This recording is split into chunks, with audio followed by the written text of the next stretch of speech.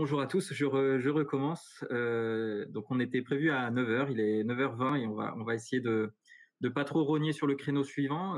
Cependant, on va essayer de mettre le même contenu que prévu. Donc ce webinaire va être enregistré. Les diaporamas peuvent nous être demandés par la suite. Donc, pour ma part, Nicolas Féjean, responsable du développement international à VG Police Valais.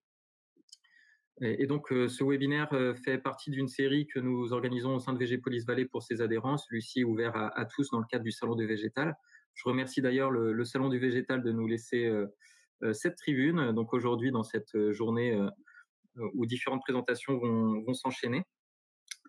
Que vous dire N'hésitez pas à écrire sur le chat toutes vos questions. Si vous voyez que votre question n'apparaît pas directement, c'est simplement qu'elle doit être modérée et filtrée, mais elles sont bien toutes reçues. Et si jamais certaines ne sont pas traitées, elles sont quand même stockées et renvoyées aux intervenants après la présentation. Donc n'hésitez pas à bien marquer vos noms, prénoms ou structures lors de votre identification, comme ça on pourra revenir vers vous plus facilement. Sur ce, je vais laisser la parole et je vais remercier le cabinet du Est d'avoir organisé ce contenu et d'avoir aussi fait intervenir deux intervenants professionnels lors de ce webinaire. Donc, une fois dit cela, on a suffisamment débordé dans mon introduction. Je passe la parole à Monsieur Vildrac qui va pouvoir lancer les hostilités et la présentation. Si on veut bien passer à une slide suivante. Merci. Oui, bonjour à toutes et à tous.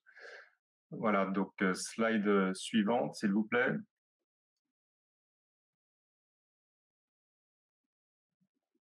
Alors, la Russie, un marché d'intérêt pour les acteurs du secteur de l'horticulture. Slide suivante.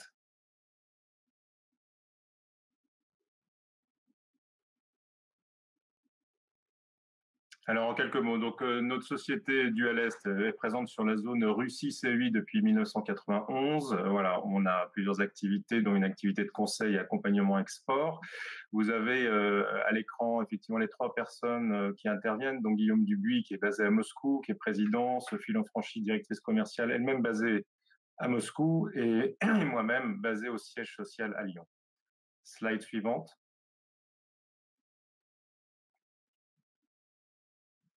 Donc la première partie de ce webinaire est consacrée à quelques grands rappels macroéconomiques, informations générales sur la Russie. C'est une partie que je dois présenter, que je présenterai plus rapidement que prévu, puisqu'effectivement on a une vingtaine de minutes de retard. Slide suivante.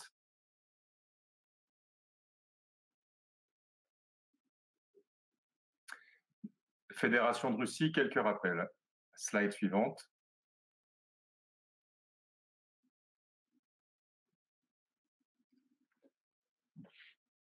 Alors, quelques chiffres clés. Donc, c'est un pays de 147 millions d'habitants. Sa superficie est de 17 millions de kilomètres carrés. Donc, c'est environ 27 fois la France. On parle d'un pays continent. Il y a une quinzaine de villes dites millionnaires qui s'étalent d'ouest en est, qui comptent plus d'1 million d'habitants, donc des villes très importantes. La Russie aujourd'hui est une économie qui est dynamique. C'est la 11e économie mondiale. C'est un pays qui est encore dépendant de ses hydrocarbures, malgré une réindustrialisation qui s'est opérée depuis de nombreuses années. Aujourd'hui, le rouble s'est déprécié et on se retrouve à 1,90 € rouble. Il s'est récemment déprécié en raison de la crise biélorusse. Slide suivante.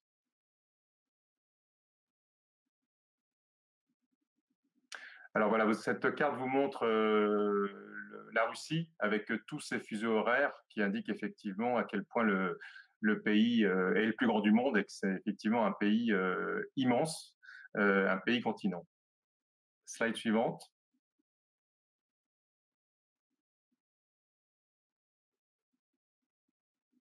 Voilà, une nouvelle carte aussi qui montre les trois principaux ports entrées maritimes de la Russie, donc celui de Saint-Pétersbourg au nord, celui de Novorossiysk au sud, et enfin à l'extrême ouest, celui de Vladivostok.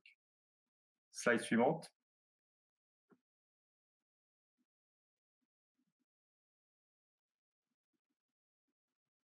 Merci. Voilà, donc pour comprendre, je disais, pour comprendre les liens forts qui unissent la France et la Russie de nos jours, il faut remonter au XVIIIe siècle, à l'époque où effectivement la France avait une influence culturelle très importante en Russie, puisque à la cour royale russe, on parlait français, on écrivait en français, et donc dès le XVIIIe siècle, la France avait une influence importante en Russie. Il y a eu un second élément, un second événement qui a renforcé les liens entre la France et la Russie, c'est la Seconde Guerre mondiale, avec l'alliance entre la France et la Russie qui s'est faite pour combattre le nazisme. En 1991, chute de l'URSS, comme vous le savez, avec le début enfin, on passe à une Russie moderne et une économie de marché. En 2000, Vladimir Poutine devient président. 2014, la crise ukrainienne éclate avec l'annexion unilatérale de la Crimée par la Russie, mais j'y reviendrai juste après, pardon. On a eu en Russie, avec un décalage 3 semaines, un mois, avec la France, effectivement, le Covid qui est arrivé, qui a beaucoup impacté la Russie. Et enfin, le dernier rectangle montre la volonté réelle de la part de la Russie d'être un pont entre l'Europe et le continent asiatique. Voilà. Slide suivante.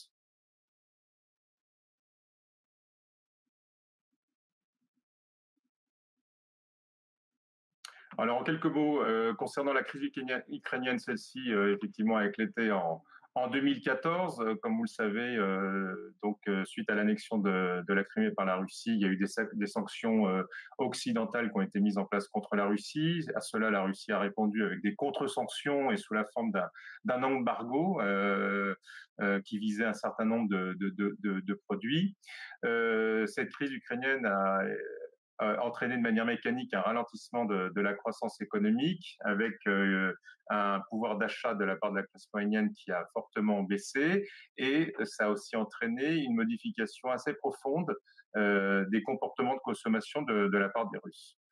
Euh, à ce moment-là, Vladimir Poutine a accéléré sa volonté de réindustrialiser le pays. Et en tout cas, ça a commencé par une substitution aux importations et une relocalisation, enfin une localisation de l'appareil industriel en Russie, en particulier sur les biens alimentaires, mais ça a touché pas mal de secteurs comme l'automobile, la chimie et les télécoms. Ces 5 dernières années, on a vu en Russie une modernisation importante de l'administration russe, des services fiscaux, une gestion des grandes villes beaucoup plus pertinente et des infrastructures qui a permis une qualité de vie importante dans les grandes villes de l'Ouest et en particulier en Russie. Et puis, comme vous le savez, il y a eu un changement de gouvernement récemment. Medvedev a laissé sa place à Mishustin. Slide suivante.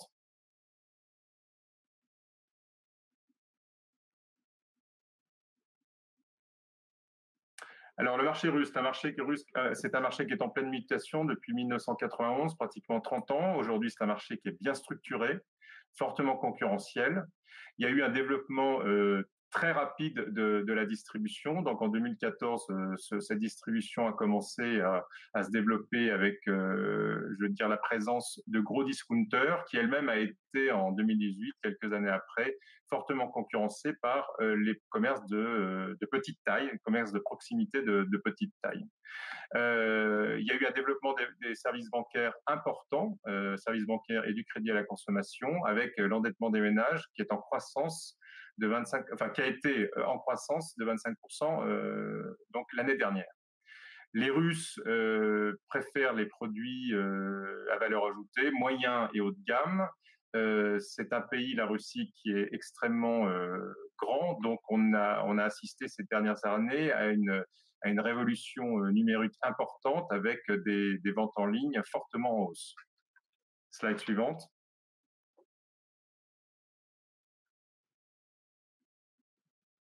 Le profil du consommateur russe, eh bien, comme vous le voyez, les 20-29 ans représentent 11,6% contre 16% en France, les 65 ans et plus 14,4%. On a une formation supérieure en Russie qui est très importante, 56%, comparé à la France, c'est presque le double, et un taux de fécondité, comme vous le savez, qui est bas, qui reste bas, et qui est un vrai problème démographique pour la Russie. Slide suivante. Alors, le consommateur russe, en quelques mots, c'est un consommateur qui est curieux, qui est extrêmement informé, averti, qui lit de manière précautionneuse les emballages. À la suite de la crise ukrainienne, comme j'ai pu vous le dire, il y a beaucoup moins d'achats compulsifs. Le consommateur russe est un consommateur qui réfléchit, qui aujourd'hui consomme de manière rationnelle et qui effectivement qui souhaite pouvoir gérer au mieux son portefeuille. Le panier moyen est en baisse depuis 2014. Et ce qu'il faut savoir, c'est qu'effectivement, et ça concerne aujourd'hui ce webinaire, que le russe est quelqu'un qui cultive les bonnes manières et qui vient en rendez-vous de manière systématique avec des cadeaux et très souvent avec des bouquets de fleurs. Slide suivante.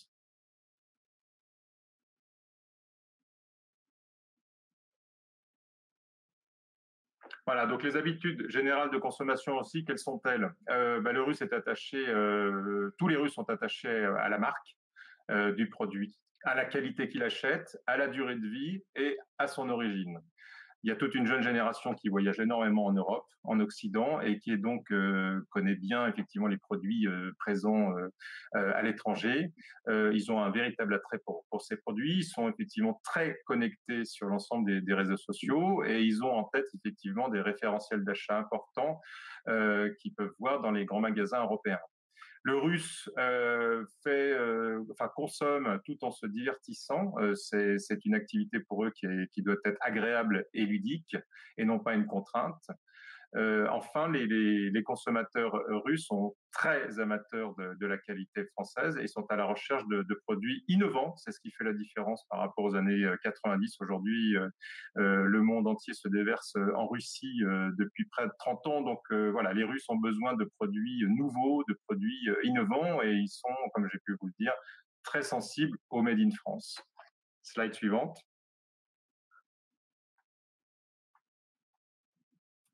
Voilà, donc je vais laisser la parole à Guillaume Dubuis qui va vous faire un focus Covid sur la situation actuelle en Russie. Merci Amaury, bonjour à tous. J'espère que vous m'entendez bien. Donc oui, ma partie sera consacrée rapidement au Covid. On en parle beaucoup, donc ce n'est pas la peine d'insister trop, mais il y a de véritables différences dans la situation en Russie par rapport à la situation en Europe, et je pense que c'est intéressant de revenir rapidement dessus, et c'est surtout de donner un regard d'un entrepreneur en Russie, puisque Dualest est non seulement consultant et accompagne des entreprises, des PME dans leur développement sur le marché russe, mais également un acteur de la distribution dans le domaine des cosmétiques et des parfums maison. Voilà, donc sur la partie Covid, slide suivant, ce qu'on peut dire en Russie, c'est que la situation à date, c'est à peu près 1 million de cas confirmés, contre à peu près 300 000 en France, et des chiffres officiels qui font état de 18 000 décès, ce qui est reconnu de tous comme étant sans doute des chiffres minorés, et je pense que ce n'est pas là l'essentiel. L'essentiel est ailleurs. L'essentiel, c'est qu'il y a une politique de tests systématiques en Russie qui a été développée. Est-ce que je peux vous demander de passer la slide suivante? Une politique de tests systématique qui a été développée en Russie.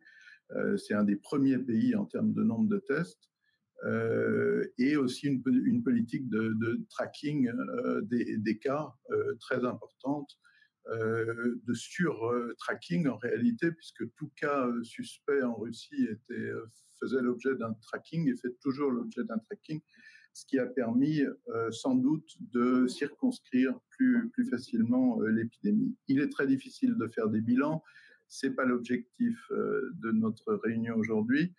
Je voulais insister sur la faible létalité, sur le nombre de tests importants et sur le tracking qui a été mis en place en Russie et sur l'efficacité, en tout cas officielle, de cette politique.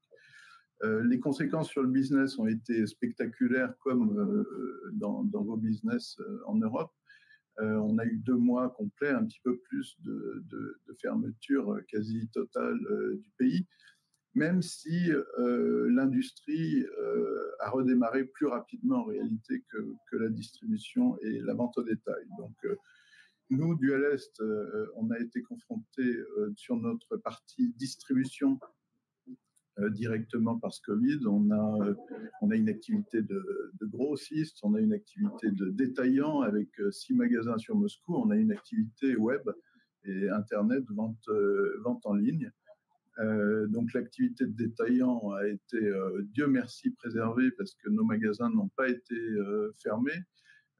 L'activité de gros a été complètement arrêtée et l'activité web, par contre, s'est développée très très fortement. Donc on observe, comme tous, une mutation très importante du marché, un développement des ventes en ligne tout à fait spectaculaire et la mise en place de nouveaux outils associés à ce développement des ventes en ligne. Alors, en Russie, on n'a pas bénéficié, comme en Europe, de l'aide de l'État pour passer ce moment difficile.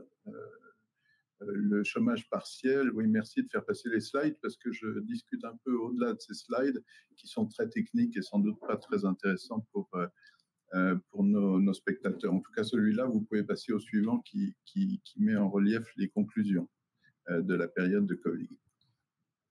Donc, je disais, j'ai perdu un petit peu le fil de mes pensées. Donc, on n'a pas eu l'aide effectivement de l'État qui a eu en Europe. En tout cas, les PME, PMI ont relativement peu bénéficié de support. Je veux d'ailleurs illustrer mon propos au fait que la semaine passée, on a eu notre compte en banque bloqué pendant 2 jours parce qu'on avait un retard de paiement de charges patronales de 30 000 euros, c'est-à-dire de 500 euros, ce qui, dans une situation post-Covid, est une absurdité de mon point de vue total, mais qui illustre bien qu'il n'y a pas véritablement d'approche adaptée pour les PME. Il y a bien sûr un soutien, comme Amaury l'a dit dans sa présentation générale, de pans entiers de l'économie. Par contre, les entrepreneurs en Russie, et je pense que Nicolas Megrelis pourra en témoigner, doivent être beaucoup plus autonomes et gérer eux-mêmes leurs difficultés. Donc, les difficultés ont été gérées par des licenciements dans certains cas, par du télétravail et du temps réduit, mais sous forme de conciliation avec le personnel.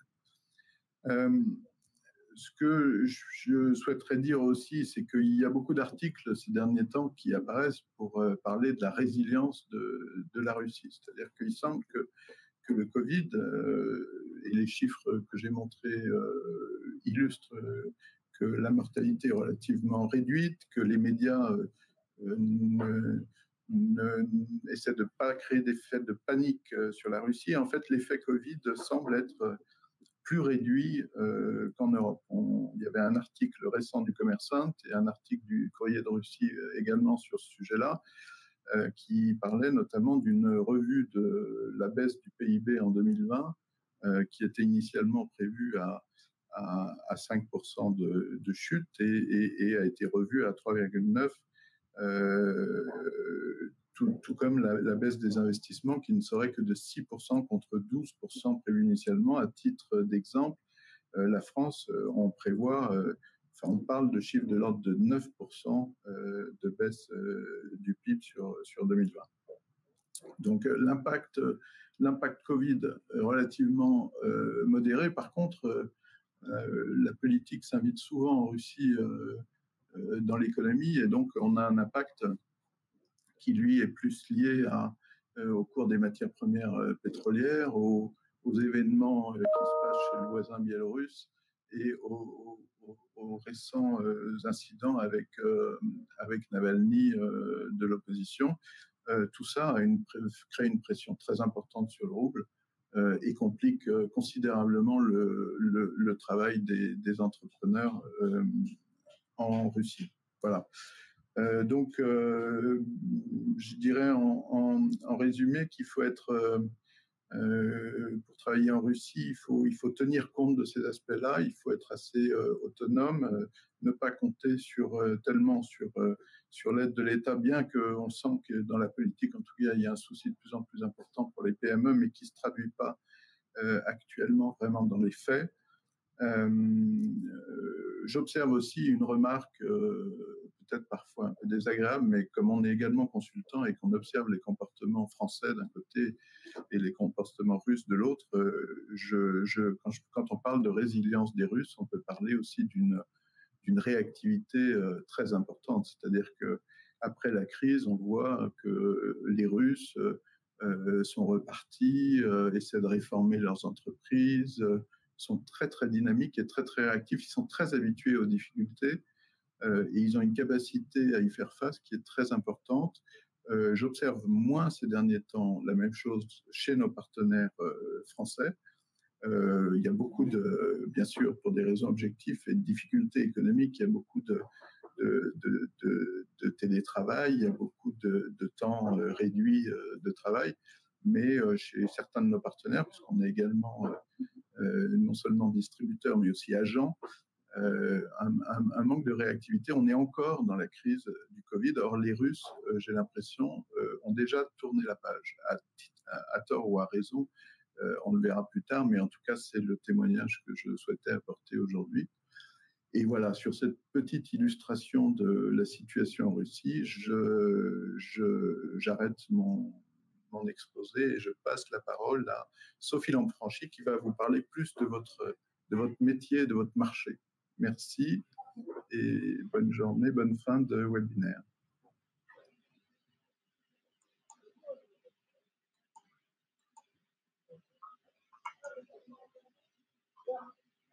Oui, bonjour à tous. Si vous voulez bien, voilà, on va passer sur la partie fruits et légumes. Je ne sais pas si vous entendez bien.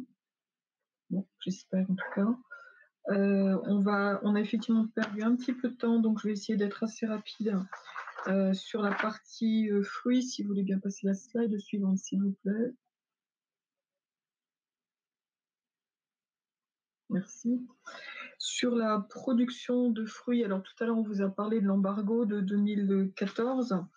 L'embargo de 2014 en fait a entraîné ce qu'on appelle en Russie une et qui est devenu un mot en fait qui est presque courant et qu'on entend très fréquemment.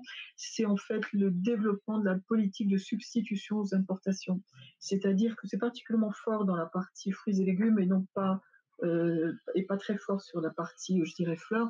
C'est-à-dire que le but, c'est l'autosuffisance alimentaire, donc la politique, en fait, locale, la politique de Poutine, c'est de faire en sorte que on puisse avoir une autosuffisance alimentaire. C'est pour ça qu'il y a eu beaucoup de subventions de l'État qui ont permis de développer ces productions locales. Ça, plus des changements d'habitude de consommation, tout simplement un petit peu comme comme partout dans le monde. On arrive à des consommateurs qui maintenant mangent plus de fruits, de fruits exotiques, de kiwis, de pommes, etc. Et tout ça a entraîné en fait tout simplement une production de fruits et légumes en Russie qui est en hausse.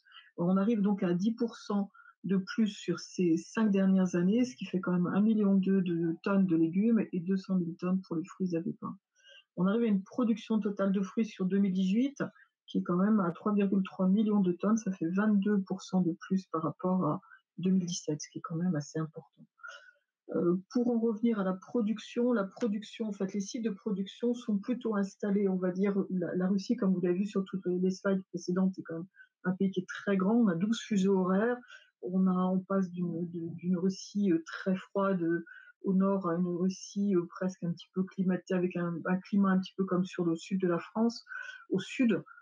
Donc, en fait, les productions sont plutôt au centre et au sud du pays. Quelles sont les opportunités pour les entreprises françaises? Ce sont tout ce qui touche les semences, le matériel végétal, les serres, où il y a une grande demande et où il faut effectivement, il y a beaucoup de travail à faire. Tout ce qui est stations fruitières, les plateformes logistiques, bien sûr, qui permettent de développer tout ça. Et donc, il y a un besoin à savoir-faire en verger intensif.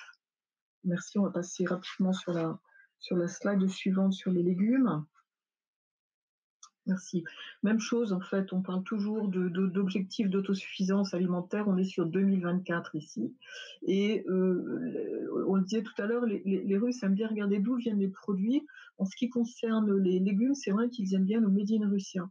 Mais pour nous, pour ce qui est important de se rappeler, c'est quand on voit des légumes qui sont effectivement des concombres, des tomates qui sont Made in Russia, qui viennent des serres ou qui sont effectivement produites ici, tout cela, c'est produit grâce à un matériel agricole, à des semences et un engrais qui, eux, sont non soumis à l'embargo et qui souvent viennent du monde occidental. Donc ça, c'est important à noter. On a une production totale de légumes en Russie hors pommes de terre qui a 13 millions de tonnes pour 2018. La pomme de terre étant considérée comme un élément de base, la production de 22 millions de tonnes pour 2018, c'est essentiellement dans les régions de Bryansk et de Toula, qui sont un petit peu au sud de la Russie. Et on a quand même, ceci dit, on a une importation de pommes de terre qui viennent d'Égypte, qui était à 573 000 tonnes en 2018.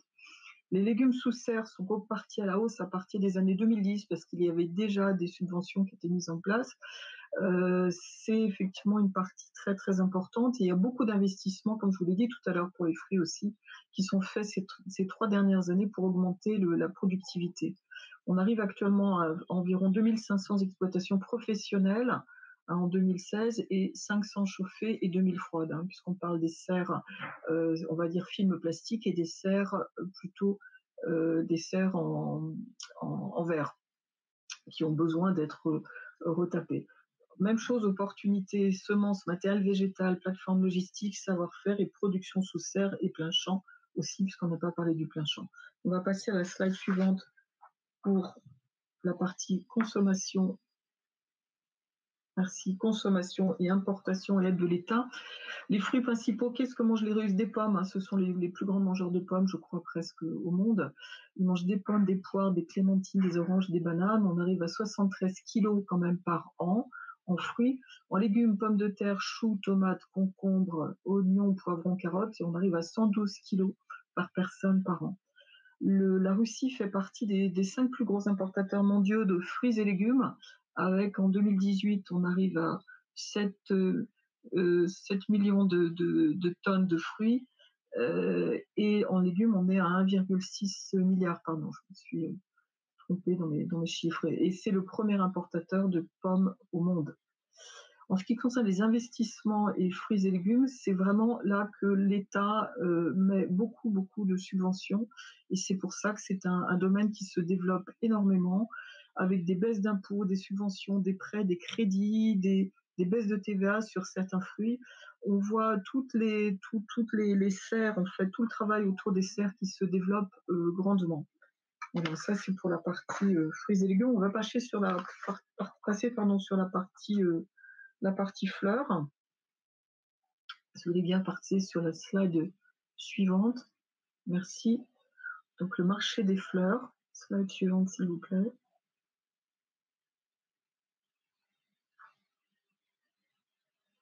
Slide suivante, s'il vous plaît. Merci. Comme vous l'avez vu tout à l'heure, en fait, la Russie, encore une fois, 12 fuseaux horaires, donc on a une géographie vraiment hétérogène. Il peut y avoir des besoins qui sont différents selon les zones, les zones géographiques, puisqu'il y a quand même une production de fleurs ici.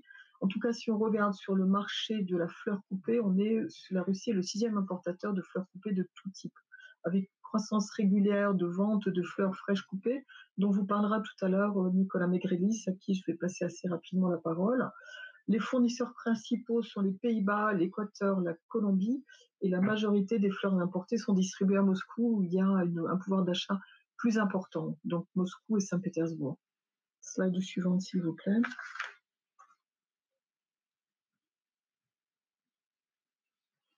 En ce qui concerne l'import, alors, les parts d'importation sont assez différentes selon les régions, on va dire, plus certainement importantes à Moscou, on peut arriver à du 82%.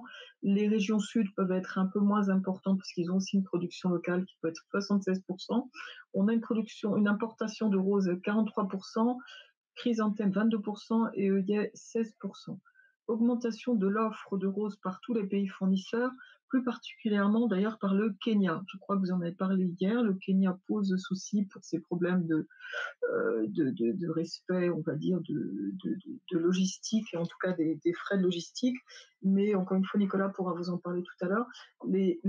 Tous les pays producteurs de roses se lancent sur le marché russe avec des produits qui sont niches. Donc, encore une fois, vous parlera tout à l'heure, Nicolas. La production locale et la substitution aux importations. Je vous ai mis ici quelques chiffres en production locale, donc avec 203 millions de pièces de tiges produites en serre en 2019. La production locale des fleurs coupées a quand même été multipliée par 2,5 ces 4 dernières années, bien qu'il n'y ait pas d'aide gouvernementale. Il y a eu beaucoup de difficultés ces derniers temps avec le Covid sur la production locale. Aucune aide, en fait, ce dont vous a parlé tout à l'heure Guillaume Dubuis, sur cette partie-là, quasiment aucune aide, ce qui fait que, pour être clair, certains producteurs de fleurs en serre russes se demandent s'ils ne vont pas passer sur des salades ou des concombres. C'est gentiment dit, mais là, ils auront des aides et ils auront plus de facilité à s'en sortir. Donc, les opportunités, il y a un besoin en import en consommables, les semis, les tubercules, les engrais, donc c'est là qu'il faut aussi travailler. Si vous voulez bien passer sur la slide suivante. Merci. La structure des ventes. Donc, sur les ventes, on a en gros une quinzaine ou peut-être une vingtaine de grossistes, importateurs, distributeurs de fleurs coupées en pot et de produits annexes. C'est du papier, c'est de la déco. Enfin, ce sont des cash and carry qui sont immenses, où on a aussi bien des fleurs que toute la partie déco qui va intéresser les magasins de fleurs. Ils ont aussi leur propre réseau de boutiques, donc ils sont distribués un petit peu sur toute la Russie. Il y a aussi des petits fleuristes très haut de gamme qui s'approvisionnent en direct et qui sont tout à fait capables d'importer directement. La crise du Covid a accéléré le développement des ventes en ligne, un petit peu comme sur tous les produits. On va passer à la slide suivante si vous voulez bien, et puis après je laisserai la parole à Nicolas Megrelis.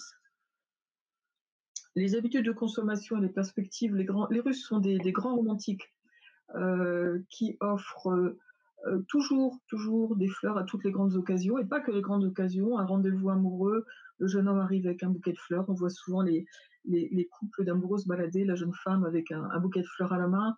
Le bouquet de fleurs est offert quand on va au théâtre. On emmène aussi son bouquet de fleurs pour l'offrir à la fin. Donc c'est vraiment un pays où on aime les fleurs et où on ne lésine pas sur les fleurs. Je vous en reparlerai tout à l'heure. Les moteurs de croissance sont les services floristiques qui se développent énormément. Donc, il y a plein de petites boutiques de fleurs qui se développent et de services, puisqu'on a aussi des services de vente en ligne et on peut maintenant commander les fleurs à distance. Échoué en la tendance mondiale, les Russes commencent à percevoir les fleurs comme un attribut quotidien de la décoration de la maison. Quelles sont les perspectives et les prévisions? Les fleurs restent un attribut très important, obligatoire des événements festifs. Tous les événements familiaux, bien sûr, comme vraisemblablement dans tous les pays. Toutes les célébrations d'État, les spectacles, le théâtre, l'opéra, donc on est sur un marché très très important. Malgré toutes les difficultés, le marché russe ne demande à être que développé. Et on va passer à la slide suivante si vous voulez bien.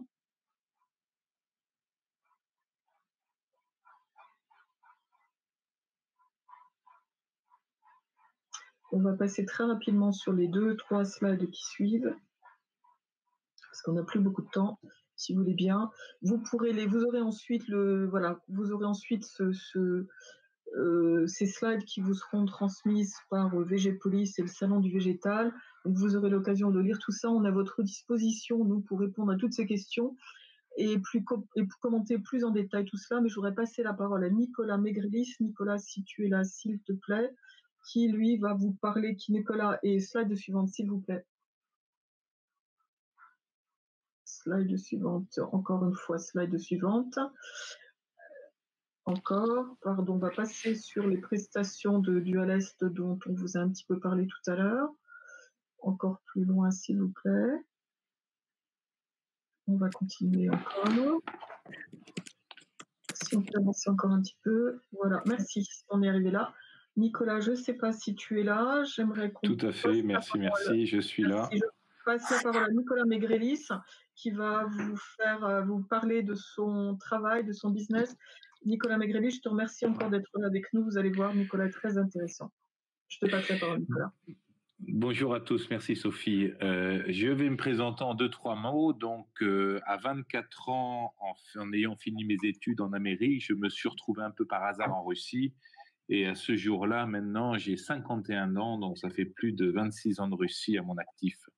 Alors, multi-entrepreneur, j'ai fait beaucoup de différentes activités, mais surtout dans le retail. J'étais à la tête de plusieurs réseaux de détail en Russie. On a eu beaucoup de crises, et tous ces réseaux, enfin, sauf quelques-uns encore, ont disparu. Et aujourd'hui, depuis une quinzaine d'années, je me suis spécialisé dans la fleur coupée. Et plus que dans la fleur coupée, je me suis spécialisé dans la rose parfumée. À ce jour-là, nous avons une quinzaine de magasins, donc en propre. Nous avons développé un site internet il y a quelques années et qui a été multiplié par plus de 20 pendant la crise du Covid. Et nous avons une activité de grossiste aussi, surtout sur ces fleurs de luxe, sur l'ensemble de Moscou et voire une dizaine de villes en Russie. Donc, notre crise Covid s'est très bien passée pour nous parce que du jour au lendemain, on a été évidemment obligé de fermer nos 15 magasins, mais on en a gardé le bureau ouvert et l'atelier ouvert, et grâce à ça, on a pu fournir plus de 200 à 300 commandes jour sur le site internet. Notre volume est à peu près de 50 000 tiges coupées à la semaine, toujours de la rose courte, de la rose de jardin. On a, disons, grosso modo 60% de Colombie, 15% de Kenya et environ le reste 25% d'Équateur. Le marché de la fleur est très important justement en Russie, et la mode de la fleur de cette rose parfumée est de plus en plus importante, et notre compagnie se porte de mieux en mieux aujourd'hui. Même avec nos 15 magasins fermés pendant 2 mois, on a réussi à continuer à payer les salaires de toutes nos fleuristes. Donc, nous avons plus de 100 fleuristes à ce jour-là. Elles ont été rétribuées, même en restant à la maison, et on a pu vraiment bien se développer. Maintenant, notre société a une augmentation de chiffre d'affaires de plus de 50% sur les 5 derniers mois, et c'est pas mal du tout. Mon parcours en Russie, je vais vous en parler un petit peu. Donc, je vous expliquais que j'avais 51 ans, que je suis arrivé à l'âge de 24 ans en Russie en ayant fini mes études en Amérique. J'ai pu apprendre pendant 3 mois le russe, et je me suis retrouvé en 1993 en Russie, à Moscou, 1 mois avant la révolution où Monsieur Yeltsin prenait le pouvoir. Donc, c'est vrai que ces 20 dernières années ont été extrêmement chaotiques. C'est un pays à lequel on s'attache. Même si mon épouse est de toute façon non russe mais américaine, on s'attache beaucoup à la Russie. C'est un pays un peu différent où les gens ne se plaignent pas. C'est-à-dire que quand vous êtes multi-entrepreneur, vous avez ce que vous avez au bout de la journée, et vous n'attendez aucune aide. Mais c'est quand même un pays de système D, c'est-à-dire que le peuple qui est résilient lui-même est très communicatif et s'entraide énormément. Donc, c'est ça qui fait la puissance de la Russie aujourd'hui.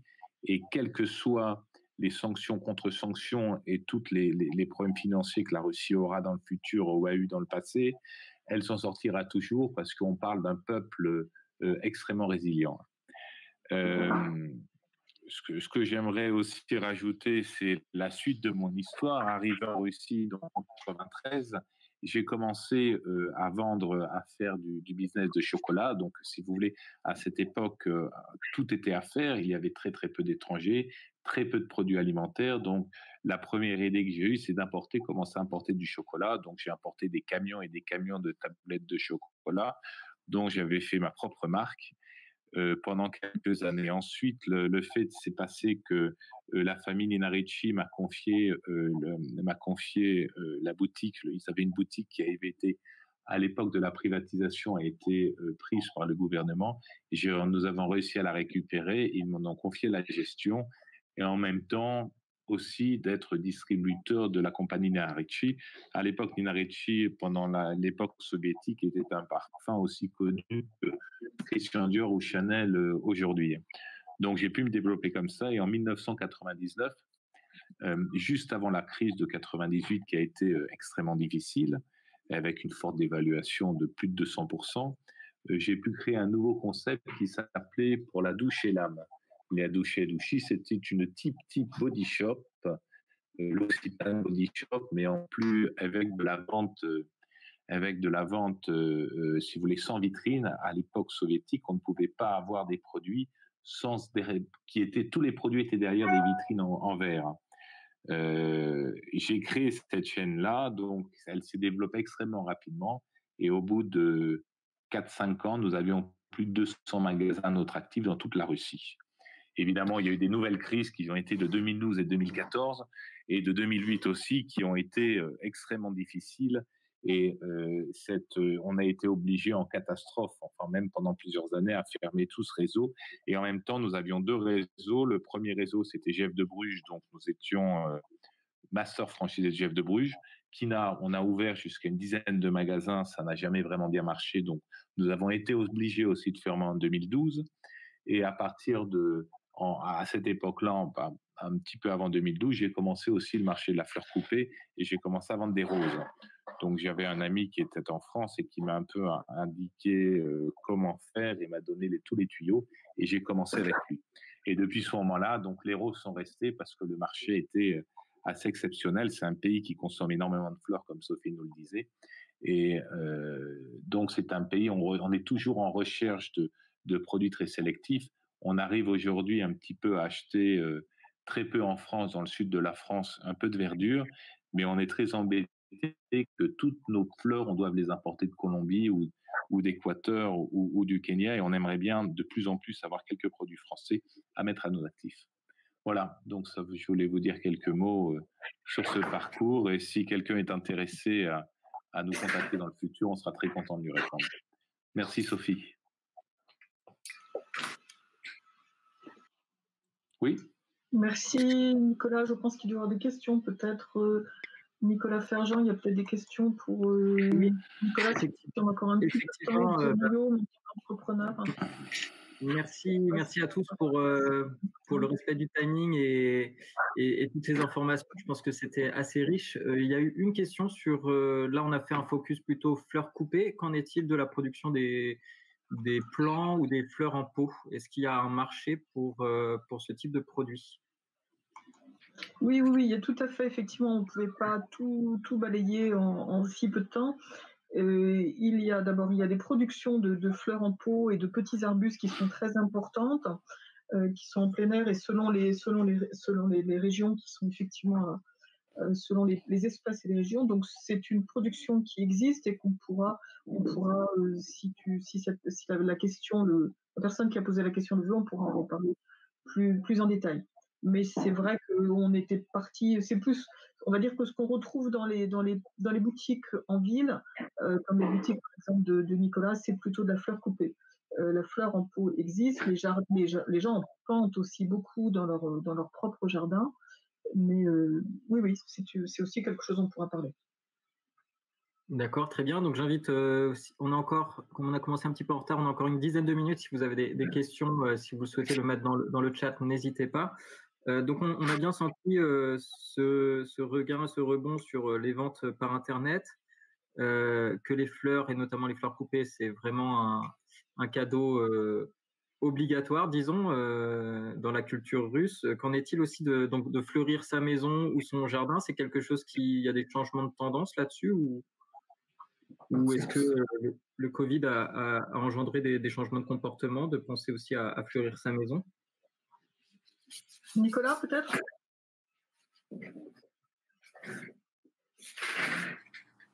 Sophie, je n'ai aucune idée sur les floraisons de maison et les fleurs en pot. Moi, la seule chose que je connais, c'est vraiment la fleur coupée. Okay. Merci Nicolas. Oui, je reviens sur la floraison. En fait, on a remarqué, nous, on travaille un peu dans la décoration. Peut-être Guillaume, tu voulais prendre aussi la parole, j'ai l'impression. Oui, non, je voulais revenir sur cette problématique d'une tendance de revenir à son espace de maison de campagne. Vous savez qu'il y a ce qu'on appelle la datcha en Russie, tous les Russes quasiment tous les Russes ont une dacha. On s'aperçoit en fait que beaucoup avaient laissé un peu de côté leur dacha pour venir dans la furie de la ville et du travail et du quotidien, et que le Covid et le home office ont aussi permis un retour à la dacha, un retour les gens sont revenus vers leurs préoccupations d'aménager leur maison de campagne. On le voit dans la décoration intérieure, c'est ce que Sophie, je crois, commençait à évoquer. On a eu des augmentations très spectaculaires de ventes de Leroy Merlin, etc. après le Covid, mais également la consommation de fleurs en pot, d'arbustes et d'aménagement des espaces privés en périphérie de Moscou et dans les régions. Alors, je ne sais pas ce qu'il en est de l'importation effectivement des fleurs en pot. Ça fera l'objet en parallèle, s'il y a une demande de votre part, ça peut faire l'objet d'une étude particulière. Mais en tout cas, il y a un vrai retour aussi en Russie sur son espace d'habitation. Voilà, c'est juste ce point-là que je voulais ajouter, Sophie, à toi.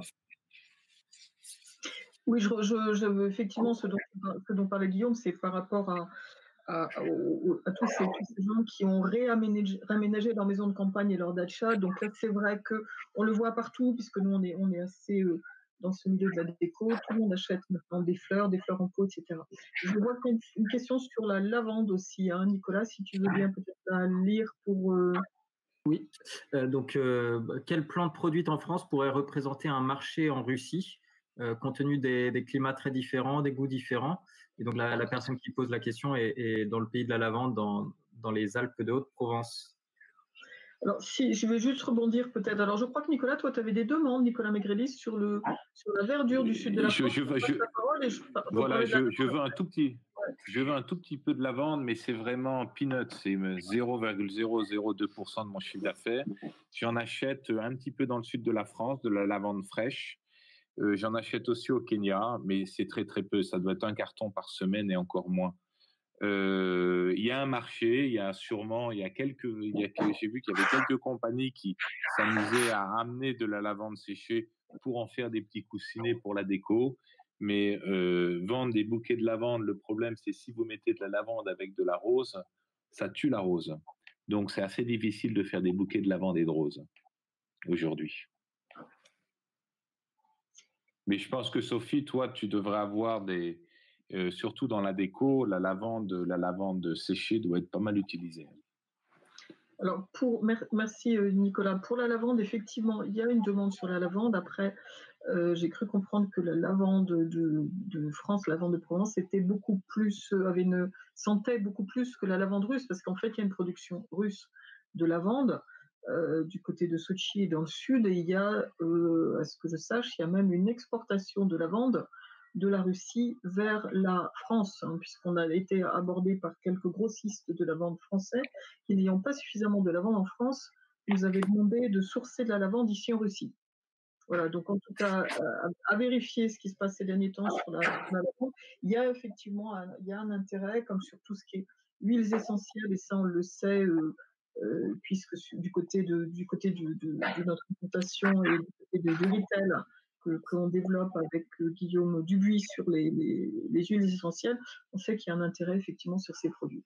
D'autant plus qu'il y a maintenant des productions d'huiles essentielles locales, donc la lavande aussi pourrait passer par là, comme pour les roses et comme pour les autres fleurs d'ailleurs.